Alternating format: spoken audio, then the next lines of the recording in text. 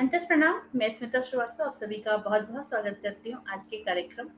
और आज का विषय है वेदों में ईश्वर का स्वरूप। और हर बार की तरह हमारे साथ हैं आदरणीय गुरु डॉक्टर रमेश चंद्र यादव कृष्ण जी।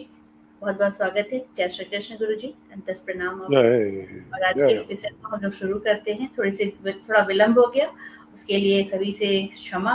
और आगे हम लोग शुरू करते हैं। ओ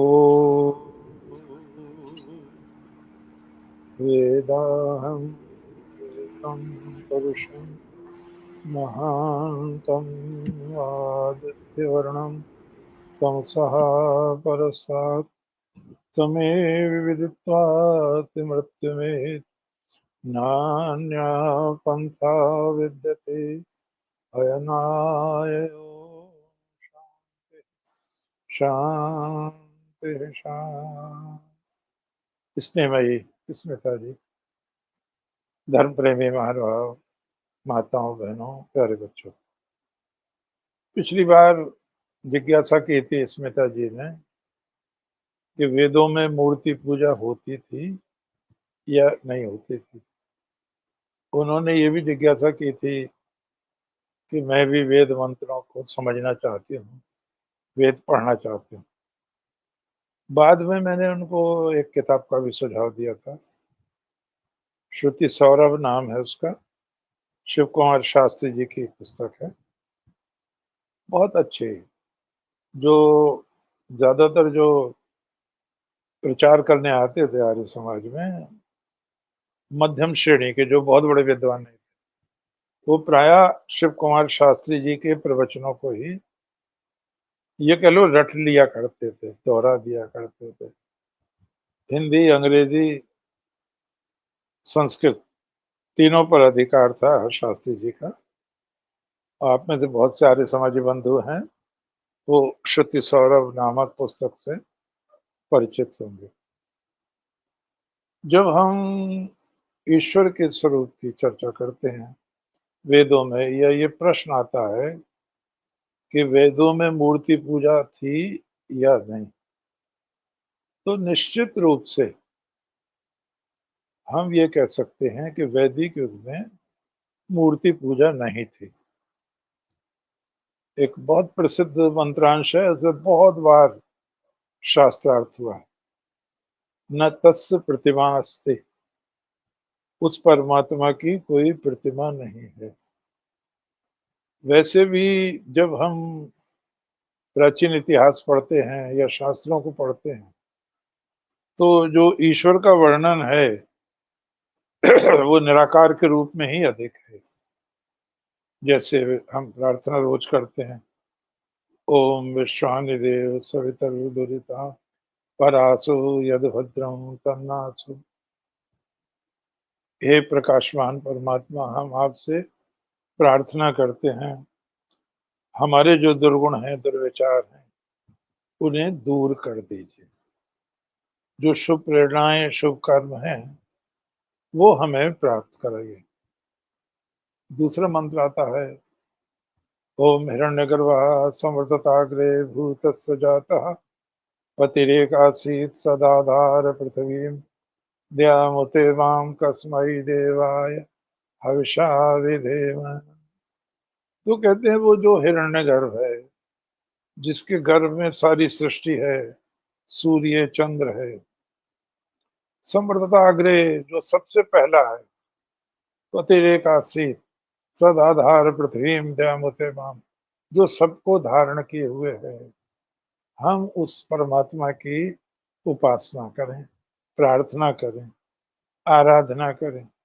फिर आया, यह आत्मदा बलदा यस्य विश्वोपासते प्रशम यस्य देवा यस्य छाया अमृतम यस्य मृत्यु कस्मै देवाय हविषा विधेम।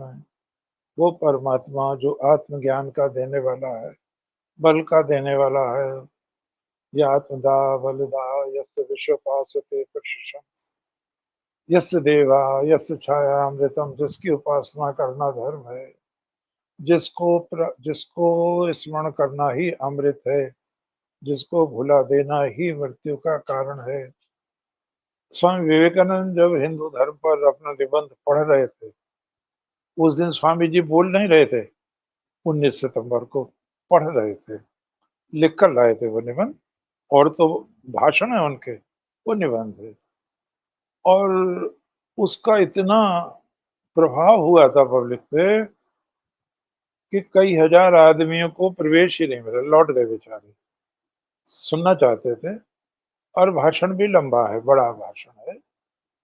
मैं समझता हूँ स्वामी जी बोलते बहुत जल्दी थे, लिखते भी बहुत जल्दी थे, पढ़ते भी बहुत जल्दी थे। 1 घंटे में 800 पेज पढ़ लेते थे, तो बोलते भी जल्दी थे। स्टेनो से छूट जाते थे शब्द। तो फिर भी मैं समझता हूँ वो 1.5 घंटे से कम में नहीं बोला होगा उन्होंने। तो उसमें एक बात कही है उन्होंने, स्वामी जी ने, कि इतना दुख क्यों है, अगर परमात्मा है, हमारा स्वामी है, हमारा पिता है, तो इतना दुख क्यों है, इतना कष्ट क्यों है? क्या वो हमारी प्रार्थना सुनता नहीं है? क्या हम इसी तरह मरते रहेंगे, जन्म मरण के चक्कर में फंसते रहेंगे? और तब स्वामी जी ने कहा है, तब दयामय परमात्मा को दया आई और एक ऋषि के अंतःकरण में स्फुरण हुआ। और उस ऋषि ने उद्घोष किया, वेदाहम एतम पुरुषम महंतम, मैं जान गया हूँ उस महानतम पुरुष को। वेदाहम पुरुषम महंतम आदित्य वर्णम, आदित्य वर्ण जो प्रकाशमान है, ज्योतिर्मय है, सूर्य रूप है। तमसः परस्तात्, अंधकार से परे है। तमें विदितात् मृत्युमय अपने, उसको प्राप्त करके ही मृत्यु के पार जाया जा सकता है। कोई दूसरा साधन इसके अतिरिक्त नहीं है। यहाँ मैंने चूंकि शिव कुमार शास्त्री जी की पुस्तक का नाम लिया, जिसका नाम है श्रुति सौरभ, वेद का सौरभ, उसका ही एक मंत्र लेता हूं मैं, सामवेद का मंत्र है, उसकी व्याख्या करता हूं और भगवान से प्रार्थना करता हूं कि मैं न्याय कर सकूं और आपको अच्छा लगे। छोटा सा मंत्र है, बड़ा प्यारा मंत्र है। क्या है? ओम प्रेष्ठम वो अतिथिम स्तुषे मित्रम इव प्रियम अग्नेरथम नवेद्यम। ये एक जानने की चीज है। प्रत्येक मंत्र के उच्चारण से पूर्व ओम शब्द का उच्चारण करना पड़ेगा। आ उ मा, तीनों शक्तियां हैं इसमें। परमात्मा की सृष्टि की रचना करने वाली शक्ति है, पालन करने वाली है, संहार करने वाली है। स्वामी विवेकानंद ने एक जगह कहा है, आप बोलो ओम, तो जब आ कहेंगे आप तो मुंह खुल जाएगा। आ, तो मैंने भी देखा, हाँ मुंह खुल जाएगा। फिर ऊ, तो गोल हो जाएगा। फिर माँ, फिर बंद हो जाएगा। बंद हो जाएगा। तो जब खुला तो सृष्टि रचना हुई, जब गोल हुआ तो पालन हुआ, और जब माँ हुआ तो शांत हो गया। इसी को ब्रह्मा विष्णु महेश समझाने के लिए हम कहते हैं। अब एक बहुत अच्छी चीज है, इसको स्वामी जी ने भी और रजनीश जी ने भी बहुत अच्छी तरह समझा। अच्छी बात कहीं से भी मिले उसको लेना चाहिए। बिल्कुल। रजनीश जी ने भी बहुत अच्छी अच्छी बातें कही है। और उन्होंने कहा है, ओम से कई शब्द बने हैं। ओमनीशिएंट, जिसने सबको देखा है, सबको देख रहा है। और ओमनी प्रेजेंट, जो सर्वव्यापक है। और ओमनी पोटेंट, पोटेंसी तो शक्ति कहते हैं, ओमनी पोटेंट जो सर्वशक्तिमान है। तो ओम से शब्द बने हैं। ओमनिशिएंट बना है, ओमनी प्रेजेंट बना है, ओमनी पोटेंट बना है। यहाँ इतनी बात और कह दें, लोकमान्य तिलक ने बहुत विस्तार में दिया है इसको, स्वामी जी ने विस्तार में दिया है। और विद्वानों ने भी विस्तार में दिया है। ये जो क्रूस या क्रॉस कहते हैं, जिसका ईसाई लोगों ने इस्तेमाल किया है, ये बहुत पुराना है। ईसाई धर्म उत्पन्न भी नहीं हुआ था, उससे पुराना है, यहूदियों से पुराना है, और इसका कई देशों में प्रचार था और धार्मिक चिन्ह ही माना जाता था ये। लोकमान्य तिलक ने कहा है, जब ईसाई धर्म का उदय हो गया तो उसने इसका एक विशेष रूप से अपना लिया इसको। लेकिन ये चिन्ह बहुत पुराना है, जैसे ओम पुराना है, साथिया कहते हैं इसको, स्वस्तिक को, ये भी बहुत बहुत पुराना है, बहुत यात्रा की है इसने। इसमें हम देखते हैं कि परमात्मा का सर्वश्रेष्ठ नाम ओम, और वो परमात्मा जो सर्वशक्तिमान है। फिर आगे कहते हैं कैसा है वो परमात्मा, श्रेष्ठ, गुड, बेटर, बेस्ट। तो सर्वश्रेष्ठ के लिए बहनों भाइयों आया श्रेष्ठ शब्द, वो सबसे अच्छा है, उससे श्रेष्ठ कोई भी नहीं है। फिर कैसा है वो, साकार है या निराकार है, अतिथि। अतिथि का मतलब जिसकी कोई तिथि ना हो, और अतिथि का ये भी मतलब है जिसका ना आदि हो ना अंत हो। कहते हैं ना सनातन, सनातन का यही अर्थ है, ना उसका प्रारंभ है ना उसका अंत है। तो परमात्मा श्रेष्ठ है, बहुत अच्छी तरह समझे। और वो परमात्मा कैसा है, अतिथि, सदा से है, सदा रहेगा। योग दर्शन में भी कहा गया, सा पूर्वेशाम अपि गुरु, वो सबसे पहला है और इसलिए वो गुरु है। जो अब गुरु हैं ये उसके प्रतिनिधि हैं। ईश्वर ही सच्चा गुरु है। आप में से बहुत से लोग भगवत गीता पढ़ते हैं, और बड़ी प्रसन्नता की बात है, गौरव की बात है मंच के लिए कि आदरणीय बहन शैल वर्मा जी इतना ज्ञान देती हैं, अमृत बरसाती हैं। मैं थोड़ा अभागा हूँ, अभागा इसलिए कहता हूँ, मैं स्वयं इतना लिखने पढ़ने में लगा रहता हूँ कि मैं चाहता तो हूँ सब कुछ सुनो, लेकिन मैं 10-5 मिनट से ज़्यादा दे नहीं पाता, मैं अपनी उसमें लगा रहता हूँ। अभी मेरा बहुत अच्छा ग्रंथ आने वाला है, भारत की सारी भाषाओं में कृष्ण चरित्र काव्य में, और फिर आने वाला है गद्य में। तो मैं इसमें रात दिन एक मेरा रजिस्ट्री खो गया, उसमें 60 पेज लिखे हुए थे, सारा ढूंढा, उसको दोबारा लिखना पड़ा। तो शैल वर्मा जी बहुत अच्छा काम कर रही हैं और बहुत प्रेरणा की पात्र हैं, और स्मिता जी भी। तो यहाँ पर हम बात करें, श्रेष्ठ है, अतिथि है, और गीता में कहा गया, अर्जुन ने क्या कहा, गुरुर गरियान। यहाँ ध्यान देना चाहिए, जो गुरु जी को बहुत ज्यादा महत्व देते हैं उनसे ये प्रार्थना है कि ईश्वर की उपेक्षा मत कर देना। गुरुर गरियान, वही गुरु है, गुरु सत्ता वहीं से शुरू होती है, तुम उसके प्रतिनिधि हो। एक और बात, आ भी गई, आपको प्रणाम कह रही हैं। हाँ अच्छा, एक और बात भी है और वो भी जाननी चाहिए।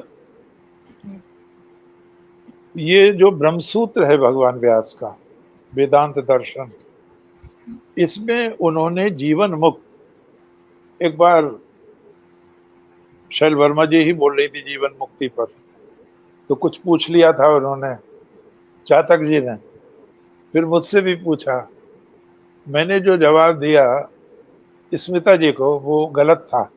आज मैं कभी ज्यादा झूठ वूठ नहीं बोलता, ऐसा तो नहीं मैं देवता हूँ, लेकिन गलती स्वीकार कर लेता हूँ। तो जीवन मुक्त तो होते हैं, ये भी मुक्ति होती है जीवन मुक्ति।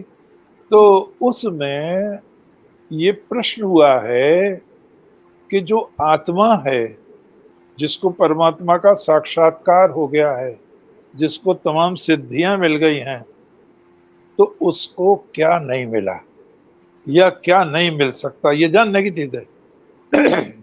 इससे अंधविश्वास दूर होता है। क्या बात कही।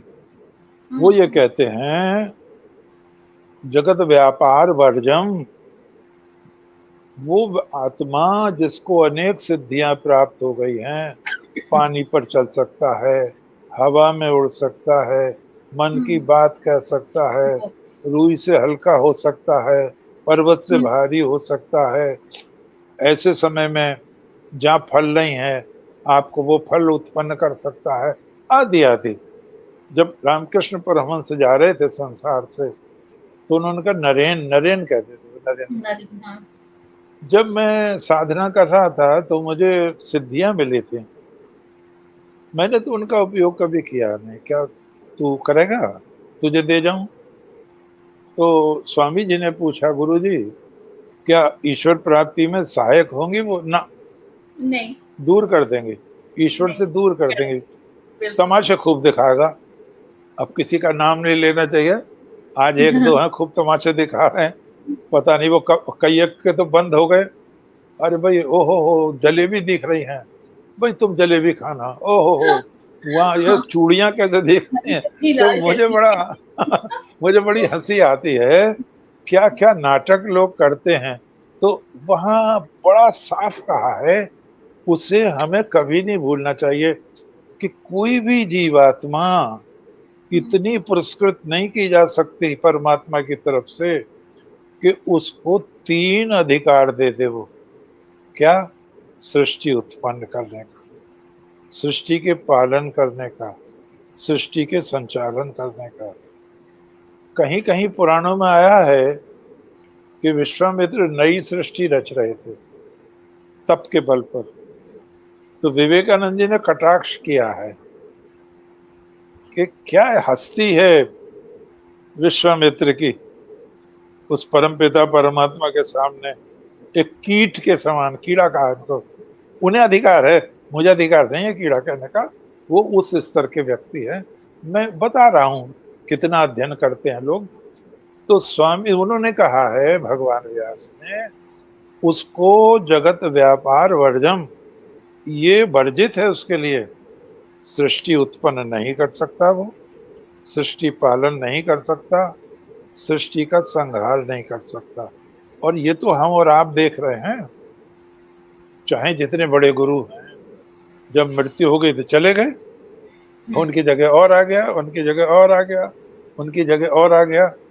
लेकिन परमात्मा आदि गुरु है और पूर्वे शाम सबसे पहला गुरु है, और गुरुर गरियान, तो पहले देखें वो, उसका नाम ओम है, वो प्रेष्ठ है, वो अतिथि है। अब असली बात आई हमारे आपके सबके, जो स्मिता जी ने प्रश्न किया, वो स्तुषे, किसकी स्तुति करें, किसकी प्रार्थना करें, किसकी आराधना करें, कौन इष्ट है? तो वो बहुत बढ़िया कहा, स्तुषे, उसी की आराधना करो जो सर्वश्रेष्ठ है, सर्वोपरि है, आद्यंतहीन है, ना आदि है ना अंत है, सनातन है, सर्वशक्तिमान है, पालन करता है, पोषण करता है, उसी की आराधना करो। और किसकी करोगे उसके अलावा? फिर बहुत बढ़िया बात आई, हमारा परमात्मा का, जीवात्मा का, परमात्मा का संबंध क्या है, रिश्ता क्या है, रिश्ता और बताओ। देखो, कहीं स्वामी कहा गया है परमात्मा को, कहीं परमात्मा को राजा कहा गया है, कहीं परमात्मा को पिता कहा गया है, कहीं परमात्मा को सखा कहा गया है, कहीं परमात्मा को मित्र कहा गया है। वेदों में सब हैं, परमात्मा को पिता भी कहा गया है, स नो बंधुर जनिता स विधाता वेद भुवनानि विश्वा, सब कुछ कहा गया परमात्मा को। और वेद में मित्र तो कई जगह कहा गया, द्वा सुपर्णा सवेजा सखाया, एक वृक्ष है, उसकी 2 डालियों पर आमने सामने 2 सुपर्ण सुंदर पंखों वाले पक्षी बैठे हैं, नीचे वाला पक्षी खाता है, थूक देता है, ऊपर वाला पक्षी न खाता है, न थूक देता है, न थूकता, वो केवल दृष्टा है। नीचे वाला पक्षी बार बार खाता है, थूकता है, अंततः उसको ज्ञान हो जाता है, ऊपर हाँ। देखता है वो, तब उसको लगता है कि संसार में वो शक्ति नहीं है जो परमात्मा से मिला दे। जितना भी भोग करोगे उतना पतन होगा। साधना करो, ऊपर उड़ो, और वो साधना करके ऊपर वाले पक्षी में लीन हो जाता है, अर्थात परमात्मा में एकाग्र में। अंगीकृत कर लिया जाता है। तो कई जगह परमात्मा को मित्र कहा गया। अर्जुन ने भी मित्र कहा है भगवान को। अब वो उस रूप में नहीं कहा कि ये मेरे रिश्तेदार हैं, ईश्वर के रूप में, चूंकि विराट रूप देख लिया तो कहते हैं सखेति मत्वा प्रसभम यदुक्तम, हे कृष्ण, हे यादव, हे सखेति, यच्चावः सार्थम असत्कृतो असि विहारशय्यासन् भोजनेषु एको अथवा अपि च तत्समक्षम कक्षामहे त्वामहम् अप्रमेयम् पिता असि लोकस्य। तो वो कहते हैं हे प्रभु, हंसी में, खेल में, भोजन में मैंने अनेक बार आपका अपमान कर दिया। मुझे ये पता नहीं था आप मनुष्य रूप में ईश्वर हैं। पिता जैसे पुत्र को क्षमा कर देता है, मित्र जैसे मित्र को क्षमा कर देता है, गुरु जैसे शिष्य को क्षमा कर देता है, पति जैसे पत्नी के अपराध को क्षमा कर देता है। प्रभु, आप भी मेरे अपराध को क्षमा कर दें। तो सारे सारे रिश्ते गिना दिए परमात्मा से। अब बहुत बढ़िया बात कही गई यहाँ पर, बहुत बढ़िया बात, कि परमात्मा से क्या रिश्ता है। तो इस मंत्र में, सामवेद के इस मंत्र में कहा मित्रम एव प्रियम। मित्र कहकर ही नहीं छोड़ा, मित्रम इव प्रियम। अरे बड़ा प्यारा है, मित्र के समान प्यारा है। देखो, जब आप वेदों को पढ़ते हैं तो आपको बड़ा ताज्जुब होगा। वो कहते हैं, प्रार्थना करते हैं,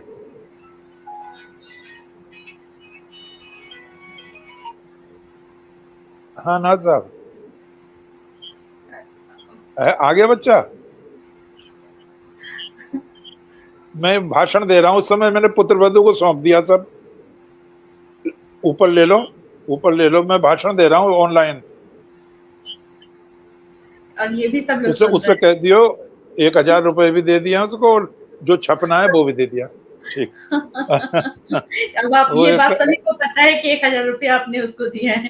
चलो चलो, वो जब बहुत क्या करें, पता नहीं ऐसा हो जाएगा। तो उसमें मैं निवेदन कर रहा था, मित्रम इव प्रियम। वेद में कहा गया, हे प्रभु, हमारी मित्र से रक्षा कीजिए। आपको हाँ, बड़ा ताज्जुब होगा, मित्र मित्र से। से रक्षा कीजिए। और फिर कहा हुँ, अमित्राद अभयम। अब कहा शत्रु से रक्षा कीजिए। तो सोचने वाली बात यह है कि ये क्यों कहा गया, हमारी मित्र से रक्षा कीजिए। तो इसलिए कहा गया, वो मित्र जो दैवी गुणों से संपन्न नहीं है, जो आसुरी संपदा का प्रतिनिधित्व करता है, उसकी मित्रता हमें पतन की ओर ले जा सकती है। हम में तो क्षमता नहीं है प्रभु, आप में है क्षमता। आप हमें उससे बचा लेना। अन्यत्र भी कहा, यतो यतः समीहसे ततो नो अभ्यम कुरु। हे प्रभु, मुझे पता नहीं है मेरे लिए क्या शुभ है क्या अशुभ है। आप जिससे चाहते हैं हमारी रक्षा करें।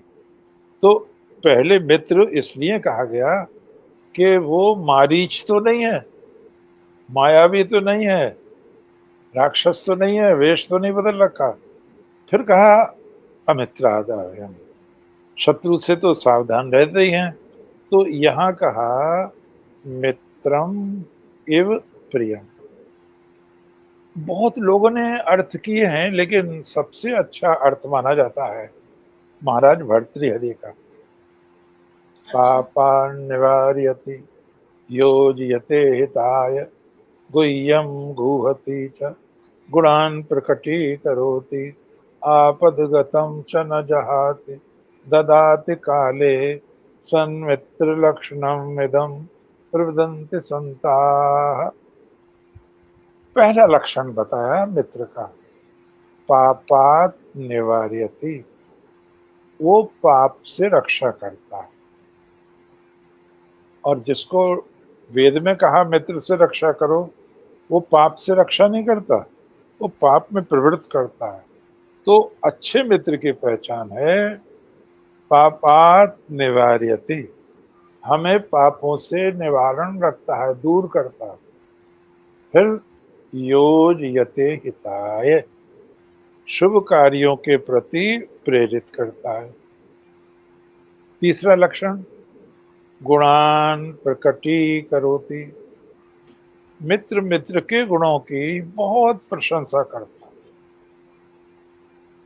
आपद गतम च न जहाति, आपत्ति के समय मित्र साथ नहीं छोड़ता। धीरज, धर्म, मित्र और नारी, आपद काल परखिए चारी। परीक्षा आपत्ति में ही होती है, धैर्य की भी, धर्म की भी, धीरज धर्म मित्र की भी और पत्नी की भी। ये समय पर ही इनकी परीक्षा होती है। तो वो ये कहते हैं, पाप से तो बचाता है, शुभ कर्मों में लगाता है, आपके गुणों को प्रकट करता है। और एक बहुत बढ़िया बात कही, गुह्यम गुहति, जो छिपाने योग्य बात है उन्हें छिपाता है। मित्र मित्र का फजीता नहीं करता। कुछ ऐसी बातें भी होती हैं हमारे बीच में जो हमारा सम्मान घटा सकती हैं, लेकिन एक सच्चा मित्र आपका सम्मान घटाएगा नहीं, आपको अलग से समझाएगा कि इन चीजों को आप दूर कर दें तो आपकी प्रतिष्ठा बढ़ेगी। तो गुह्यम गुहति और गुणान प्रकटी करोति, आपद गतम च न जाति, आपत्ति के समय साथ नहीं छोड़ता। ददाति काले, समय पड़ने पर तन से मन से धन से मित्र मित्र की सहायता करता है। एक और भी चलता है, साईं या संसार में मतलब को सब व्यवहार, जब लग पैसा गांठ में तब लग ताको यार, तब लग ताको यार, यार संग ही संग डोले। पैसा रहा नहीं पास, यार मुख से नहीं बोले, कहें कवि गिरधर राय जगत को यही लेखा, करत विगरज प्रीत यार हमने बिरले ही देखा। तो वो परम पिता परमात्मा हमारी रक्षा करता है मित्र के तला। अब हम देखें, जब वो निराकार है, जब वो निर्गुण है, जब उसकी कोई प्रतिमा नहीं है, तो वो कैसे करता है, ये भूमिकाएं वो कैसे निभाता है, ये जानने की चीज है। पहला आया पापात निवार्यति, निवार्यति, हम परमात्मा की प्रार्थना, उपासना, आराधना इसीलिए करते हैं कि हम अशुभ से शुभ की ओर बढ़ें। ओम अग्ने वृत्पते व्रतम चरिष्यामि, तच्छकेयम तन्मे राध्यताम, इदम अहम अनृत्यात् सत्यम उपेमि। प्रभु मैं अनर्थ से सत्य की ओर बढ़ता चलूं, आप मेरी सहायता करें, मैं भटक ना जाऊं। तो परमात्मा प्रेरणा देता है। जो परमात्मा की शरण में आता है परमात्मा उसको प्रेरणा देता है शुभ कर्म करने की, क्योंकि परमात्मा है तो अंदर ही। ईश्वराः सर्वभूतानां हृद्देशे अर्जुन तिष्ठति भ्राम्यन् सर्वभूतानि यंत्रारूढ़ानि माया। भगवान कहते हैं गीता में, ईश्वर सबके हृदय में विराजमान है। और जैसे नाट्य प्रणेता कठपुतली का नचाता है कठपुतलियों को, हमारे कर्मों के अनुसार वो हमें नचाता है। तो ईश्वर तो हृदय में है। जब वो हृदय में है तो वो हृदय में ही प्रेरणा देगा।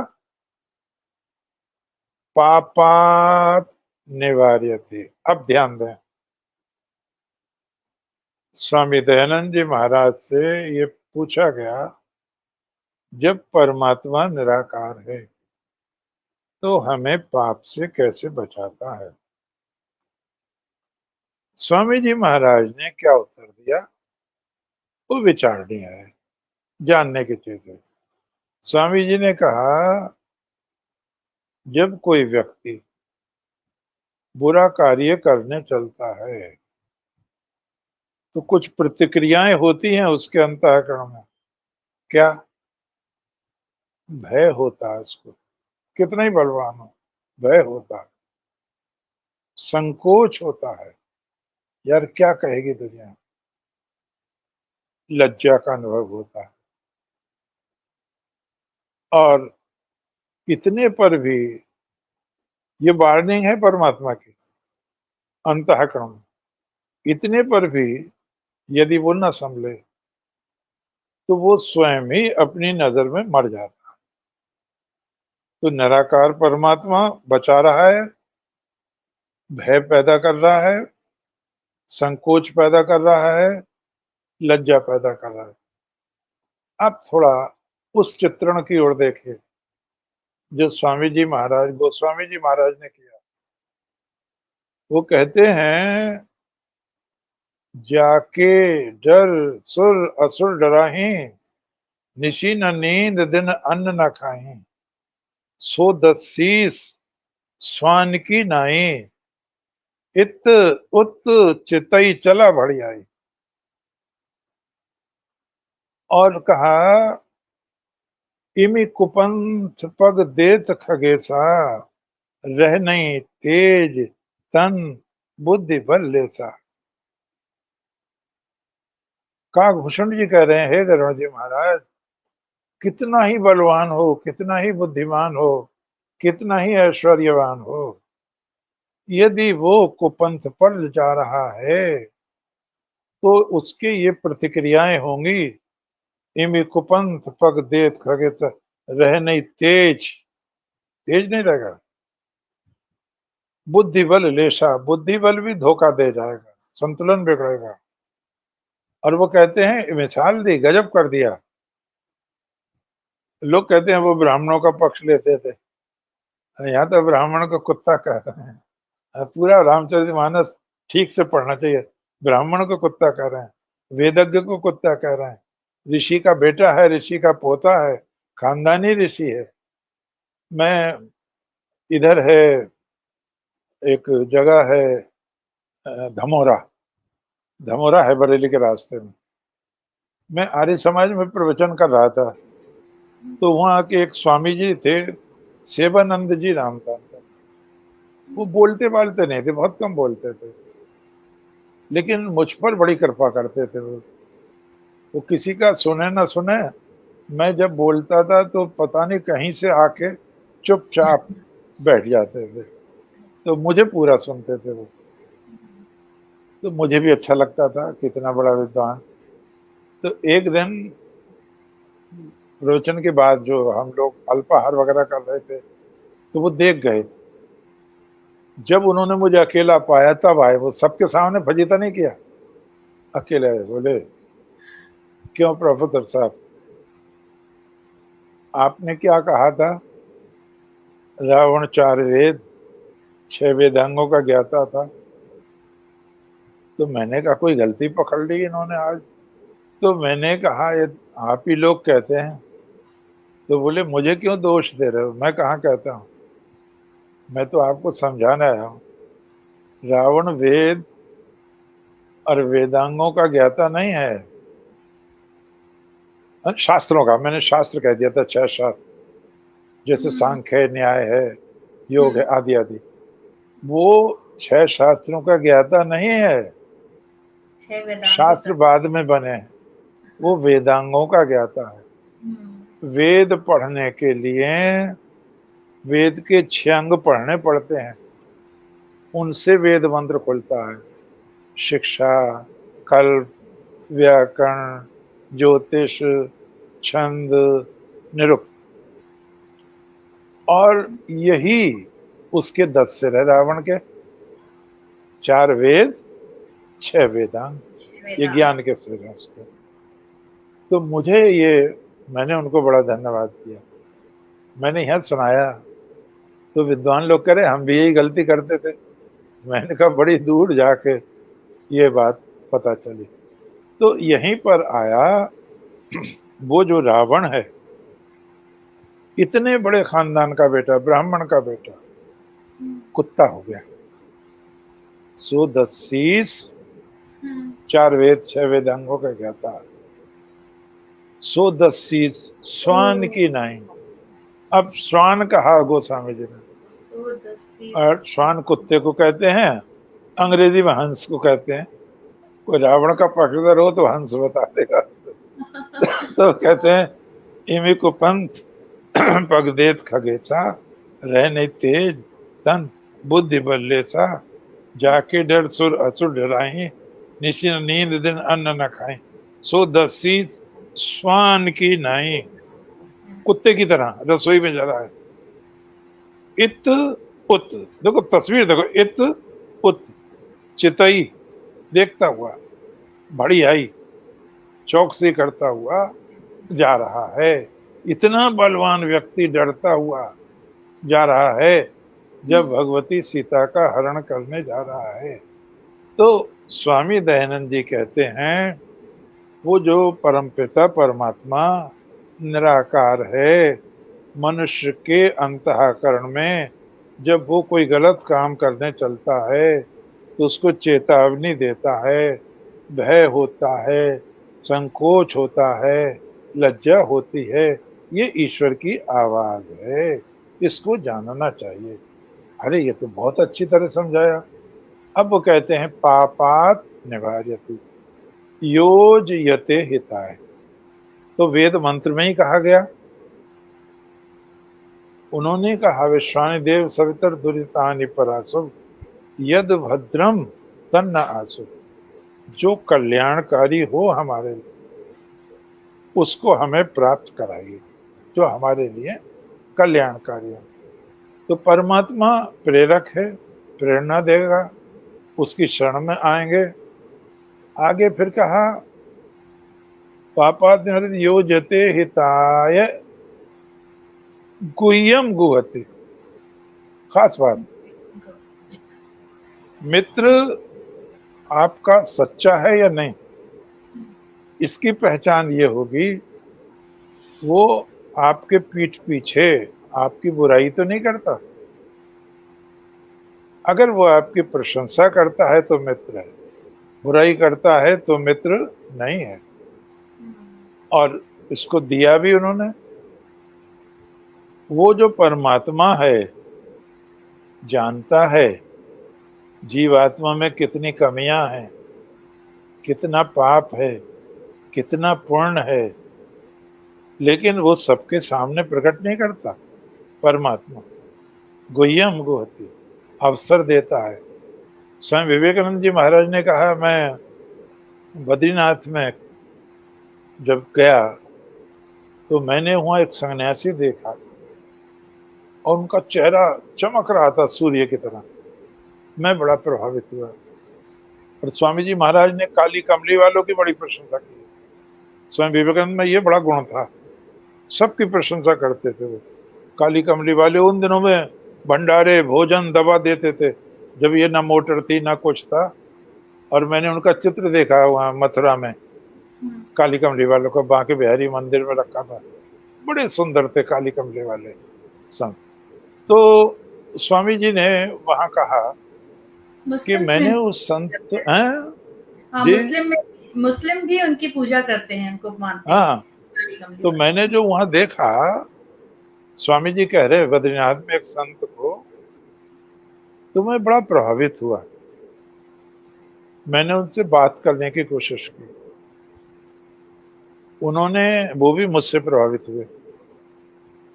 तो गाजीपुर में एक संत हुए हैं, बहुत बड़े संत हुए हैं,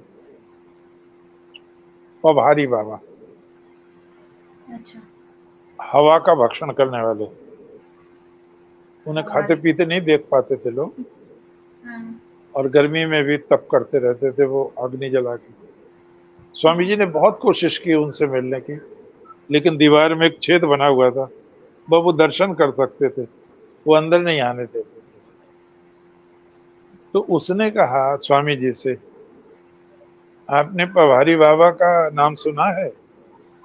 स्वामी जी बोले, मैंने उनके दर्शन किए हैं कई बार। हुँ, तो बोले, मैं उनके कुटी में घुस गया हुँ, और मैंने बर्तन चुरा लिए उनके, स्वामी जी के, पवारी बाबा के। हुँ, और जब मैं बाहर निकल रहा था, मैं तो समझा स्वामी जी को पता नहीं पवारी बाबा को। तो बोले, ये भी ले जाओ, क्या होगा यहाँ, तो कोई जरूरत तो है नहीं। तो ही मैं उनके पैरों में गिर पड़ा, मैंने क्षमा मांगी उनसे, हुँ, और फिर मैंने साधना की। तो विवेकानंद जी ने गजब की बात कही है, हम चाहे जितने पापी हों, हमें घबराना नहीं चाहिए। हमारे अंदर बड़ी संभावनाएं हैं, बहुत संभावनाएं हैं। हम आज पापी हैं, संसार के सबसे महान व्यक्ति बन सकते हैं कल को, साधना करके, तप करके। भगवान ने गीता में कहा है, अपि चेत सुदुराचारो भवते महान भाग।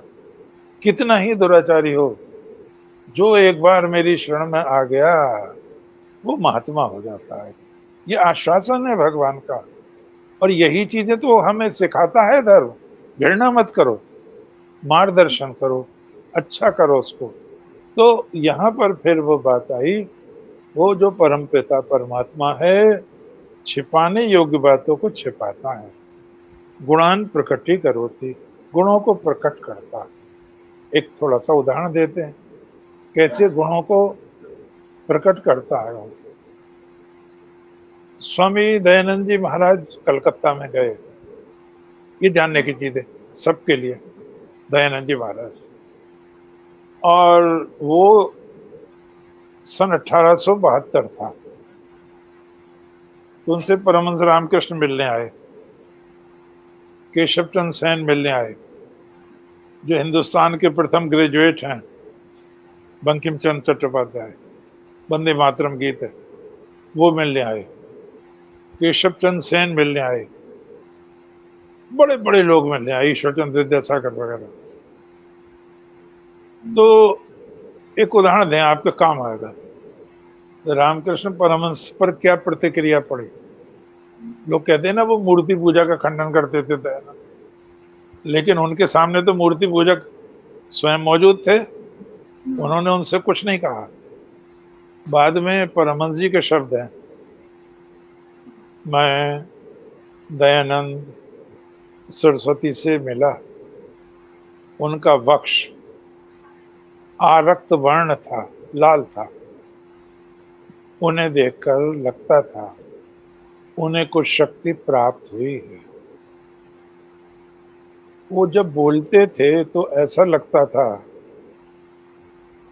कि उन्हें कुछ ज्ञान का अहंकार है, मैं ये करूंगा, मैं वो करूंगा। तो मैं लगता था हाँ, वो शास्त्रों में कुछ उलटफेर करेंगे। ये वर्णन है उनका। तो अब केशव चंद्र सेन का वर्णन है परमहंस रामकृष्ण का। अभी कुछ दिन हुए हमने दयानंद जी को देखा, वो बलवान व्यक्ति थे, रूक्ष व्यक्ति थे, उसके अलग बिल्कुल। परमहंस जी बहुत कोमल व्यक्ति थे हाँ, और वो हर समय ब्रह्म रस में डूबे रहते थे। परमहंस को देखकर लगता है हिंदू धर्म में इतनी सात्विकता ना होती तो कहां से इतना बड़ा व्यक्ति हमें देखने को मिलता। परमहंस जी वो मूल्यवान व्यक्ति हैं। आज संसार में कोई भी उनसे मूल्यवान व्यक्ति नहीं है। केशव चंद्र सेन कह रहे हैं उनको संभाल कर रखना चाहिए, जैसे कांच की अलमारी में हीरा संभाल कर रखा जाता है। अब केशव चंद्र सेन की और दयानंद जी की बात हो रही है, तो यहाँ गुणों को प्रकट करने की बात हो रही है। केशव चंद्र सेन ने कहा दयानंद जी से, आप कभी केशव चंद्र सेन से मिले हैं? बहुत प्रसिद्ध हो गए थे। 1870 में करीब 70 भाषण देकर आए थे केशव चंद्र सेन इंग्लैंड में। अगर वो जीवित होते तो पार्लियामेंट में भी जाते। और विवेकानंद के गुरु भी थे केशव चंद्र सेन, तो पता नहीं गुरु शिष्य कैसे रहते वहां। तो बहुत नाम था केशव चंद्र सेन का। क्या आप कभी केशव चंद्र सेन से मिले हैं? तो स्वामी जी ने कहा मैं और किससे बात कर रहा हूं। अब केशव चंद्र सेन को बड़ा आश्चर्य हुआ, इन्होंने तो पहचान लिया मुझे। तो केशव चंद्र सेन ने कहा आपको कैसे पता चला मैं ही केशव हूं? तो स्वामी जी ने कहा इतनी ज्ञान की बातें और कौन कर सकता है जो आपने की है, कर रहे हैं। अब उन्होंने कहा आपसे मेरा निवेदन है। स्वामी जी ने कहा कहिए। उन्होंने कहा आप लंगोटी लगा के रहते हैं, लेकिन जब सभा में आया करें आप, स्त्री हो बच्चे हो जवान हो बूढ़े हो, तो पूरे वस्त्रों में आया करें, पूरे वस्त्रों। एक बात। दूसरी, आपकी मातृभाषा, बड़ा गलत बोलते थे, मात्र बात मात्र करते रहते। मात्र नहीं, मातृ री है। आपकी मातृभाषा गुजराती है, अर्जित भाषा संस्कृत है। आप अधिकतर संस्कृत में बोलते हैं। अगर आप हिंदी का प्रयोग करें बोलने में, लेखन में, शास्त्रार्थ में, तो आपकी विचारधारा का प्रभाव अधिक होगा। और दयानंद जी ने उनकी दोनों बातें मानी। हाँ। और प्रसिद्ध हुए, दोनों बातें मानी। तो यहाँ आया गुणान प्रकटी करोति, मित्र गुणों को प्रकट करता है। और फिर एक बहुत सुंदर बात आई, वही कहते हैं आपदगतम न जहाति ददाति काले, ददाति काले, मदद करता है। उदाहरण के रूप में देखें, विवेकानंद जब गए तो वो ऐसी बस्ती में घुस गए गलती से, उन्हें पता ही नहीं था वो जर्मन लोगों की बस्ती थी, वो अंग्रेजी नहीं जानते थे, स्वामी जी जर्मन नहीं जानते थे। अब बड़ी समस्या आ गई, उन्हें उपेक्षा हुई, लोगों ने किवाड़ बंद कर लिए, किसी ने धक्का भी दे दिया। अब ऐसा देश जहां कुछ जानते नहीं, किसी को कोई पहचानता नहीं, कपड़े भी गंदे हो रहे थे, एक पार्सल बॉक्स में रात काटी थी, नींद भी ठीक से नहीं आई होगी, सब दाढ़ी वाड़ी बड़ी हुई थी, लोगों ने लफंगा भी समझा उनको। तो वो सड़क के किनारे बैठ गए और परमात्मा का स्मरण करने लगे। तो स्वामी जी ने खुद लिखा है कि एक चमत्कार हुआ, सामने से एक बड़ा भवन, द्वार खुला, एक देवी के समान सुंदर स्त्री आई। उन्होंने बहुत मधुर वाणी में पूछा, अंग्रेजी में पूछा, क्या आप महासभा के प्रतिनिधि हैं? स्वामी जी को जैसे प्यासे को पानी मिल गया। मैं आया तो था, लेकिन मुझसे पता खो गया है महासभा के अधिकारियों का। उन्होंने कहा कोई बात नहीं, वो घर लाई, आप नहा लीजिए, धो लीजिए, फ्रेश हो जाइए। भोजन कराया उनको, उसके बाद वो स्वयं लेकर आई स्वामी जी का परिचय हुआ वहाँ। और एक बहुत बड़ा राइटर था, उसका सिफारिशी लेटर भी था। स्वामी जी का रजिस्ट्रेशन नहीं हो सकता था। इसे कहते हैं परमात्मा की दया। रजिस्ट्रेशन नहीं हो सकता था क्योंकि वहां संस्था का होना जरूरी था। संस्था कोई थी नहीं। स्वामी जी ने तो ये जो बनाया है रामकृष्ण मिशन, ये 1897 में संभवतः बनाया है या 1901 में बनाया है, ठीक नहीं समझ पा रहा हूँ। तो उस समय कोई संस्था नहीं थी, उनका नहीं हो सकता था। 1901 में थियोसॉफिकल बनाया। सोसाइटी के पास गए वो। हुँ, थियोसॉफिकल सोसाइटी ने कहा आप हमारे सिद्धांतों में विश्वास करते हैं, हमारे मेंबर बन जाइए। स्वामी जी ने कहा नहीं, मैं आपके सिद्धांतों में विश्वास नहीं करता, तो हम नहीं बना सकते आपको। अब कोई बात नहीं। तो जेच राइट प्रोफेसर ग्रीक भाषा पढ़ाते थे, उनके सिफारिशी उसमें ही लिखा था, ये जो हिंदू सन्यासी आ रहे हैं, आप सारे यूरोप के प्रोफेसर्स एक पंक्ति में बैठे देना, इनको दूसरी पंक्ति में अकेले। तो इन अकेले की प्रतिभा सारे यूरोप पर भारी पड़ेगी। रजिस्टर खोला गया, नाम लिखा गया, संस्था तीन ही हिंदुज्म लिखा गया, भारत लिखा गया। और जैसे ही 3 मिनट का उद्बोधन हुआ, गुणान प्रकटीकर होती, सारा संसार जान गया, जिसे कोई नहीं जानता था उसे सारा संसार जान गया।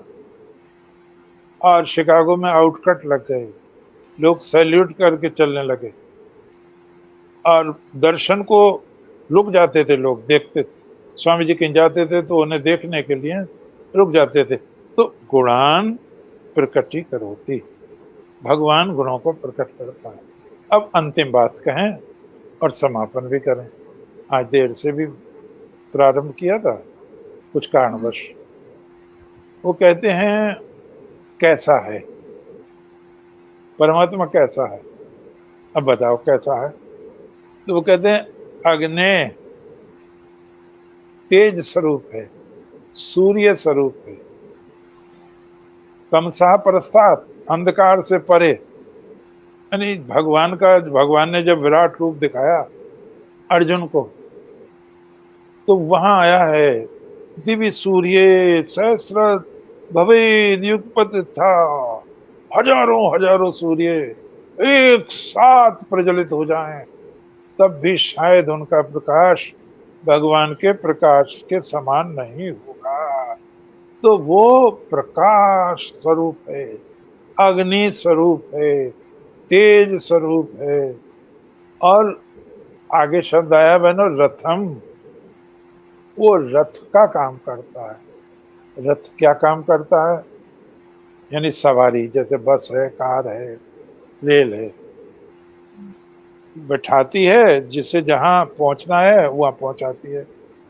तो रथम हिल्ली रिजक बहाने मौत, सारी सृष्टि की सुध लेता है, सारी सृष्टि का पालन करता है, सारी सृष्टि का रिकॉर्ड रखता है और समय आने पर बुला लेता है। तो रथम वो रथ स्वरूप है। नवेद्यम, अंतिम बात आई, और सबको धन्यवाद दें। अंतिम बात आई, कहाँ रहता है? तो वेदी में रहता है। वेदी ये हृदय रूपी वेदी। ईश्वर सर्वभूतानां हृदय अर्जुन तिष्ठति। वेद में एक मंत्र है, पृष्ठात् पृथिव्या, मैं ऊपर उड़ा पृथ्वी से। तो नाभि लोक जो है, इससे नीचे अपावन लोक है, मूत्र का है, विष्ठा का है, प्रजनन अंग है, ये सब विलासता की चीज है। तो मैं ऊपर उठा और यहाँ नक्षत्र जगमगा उठे हृदय में। फिर मैं और ऊपर उठा, और जब मैं ऊपर उठा तो अंधेरा। यहाँ पर हुँ, ये जो त्रिकुटी है, यहाँ पर सितारे जगमगा उठे। फिर मैं ऊपर उठा तो मैंने अमृत पी लिया। कबीर का भी एक है, वो कहते हैं पंखी उड़ाड़ू गगन में पिंड रहा परदेश, और पानी पिया चंच बिन भूल गया ये देश। वो परमपिता परमात्मा हृदय रूपी वेदी में रहता है, और हर व्यक्ति, चाहे पशु हो, चाहे पक्षी हो, कीड़ा हो, मकोड़ा हो, पौधा हो, वनस्पति हो, पत्थर हो, रेत हो, जल हो, ये सब परमात्मा के मंदिर हैं। इसलिए हमें सुझाव दिया गया है, विद्या विनय संपन्ने ब्राह्मणे गव्यस्नि शुनिचैव शपाके च पंडिता समदर्शना। विद्या विनय से संपन्न ब्राह्मण में, गाय में, हाथी में, कुत्ते में, चांडाल में, सर्वत्र ब्रह्म का दर्शन करो, घृणा को दूर करो और उस परमात्मा को पहचानो। उसके पहचानने के अलावा और मुक्ति का कोई साधन नहीं है। श्रीमंत विश्व अमृतस्य पुत्रा, एक बात केवल हमें कही गई है, किसी भी धर्म नहीं है दावे के साथ। कहीं तो इसको पाप की संतान कहा गया, ईसाइयों में पाप की संतान कहा, हमारे यहाँ पाप की संतान नहीं कहा गया। खूब लड़ाई हुई विवेकानंद जी की वहां पे, तुम होगे पाप की संतान, हम तो अमृत की संतान है। अमृत माने परमात्मा। श्रीमंत विश्व अमृतस्य पुत्रा, हम अमृत की संतान है। अरे आप इतने अच्छे अच्छे लोग हैं, शैल वर्मा है, स्मिता जी हैं, और विद्याधर कौन हैं, और कई लोगों के नाम आते हैं। अमृत की संतान है हम पाप की संतान क्यों होते? हम अमृत की संतान हैं और हमें अमृत में ही मिलना है। ओम शम, धन्यवाद। ओह, श्याम, क्या बात है! बहुत सुंदर, बहुत अद्भुत। और डॉक्टर शाह वर्मा जी कह रही हैं कि बहुत सुंदर व्याख्यान रहा आपका, और निश्चित रूप से। और गुरुजी मैं बताऊं कि आजकल अंतस फाउंडेशन ध्यान को लेकर के भी बहुत तत्पर है, कि लोगों को आमंत्रित कर रहे हैं हम कि आइए मिलकर के ध्यान करते हैं, क्योंकि एक यही एकमात्र रास्ता है स्वयं को जानने के लिए और स्वयं में संतुष्ट होने के लिए। क्योंकि आज के समय में जहाँ पे इतना स्ट्रेस है, एंजाइटी है, नेगेटिविटी है और इतना सब कुछ है कि लोग डिप्रेशन में ज़्यादा जा रहे हैं, तो लगता है कि थोड़ा-सा अगर रास्ता सही पकड़ लिया जाए, समय रहते ब्रेक लगाना सीख जाएँ, तो बेहतर होगा। और आज वाह, आपकी व्याख्या एकदम उसी तरह से अमृत तुल्य, अपने आप में, स्वयं में एकदम कहते हैं ना कि संपूर्ण, उस तरह से हमें महसूस हुआ। और आप लोगों को कैसा लगा कृपया कमेंट करके अवश्य बताएं, क्योंकि आपका कमेंट ही एक माध्यम है आपके विचारों को जानने का। बाकी तो हम लोग बैठे हैं, आइए बैठ करके बात करेंगे। बात करने से बहुत सारे प्रश्नों का हल मिलता है, बहुत सारी समस्याओं का समाधान भी होता है। और बस बहुत सारी बातें आगे भी होती रहेंगी, हम लोग फिर बैठेंगे और करेंगे। गुरु जी बहुत प्रश्न नहीं है, शालिनी झा जी रही, डॉक्टर शैल वर्मा जी रहे, कुछ लोग और रहे लेकिन उनके कमेंट्स नहीं आए हैं, तो मैं नाम अगला अगला जो टॉपिक होगा जी वो शैल वर्मा जी का लेंगे, उपनिषदों में ईश्वर का स्वरूप। उपनिषदों में ईश्वर उपनिषदों का में। स्वरूप, बहुत बहुत खूबसूरत। तो ठीक। ठीक है, फिर हम बहुत लोग मिलते हैं अगले सप्ताह, और सभी लोग अपना ख्याल रखें, हमसे जुड़े रहें जय और अपनी हो, जय प्रतिक्रिया हो। आप अवश्य दें, क्योंकि आपकी बहुत प्रतिक्रिया बहुत हमारे आशीर्वाद। जय प्रेरक हो। का काम करेंगी। सभी को बहुत बहुत धन्यवाद। जय श्री कृष्ण, अंतस प्रणाम।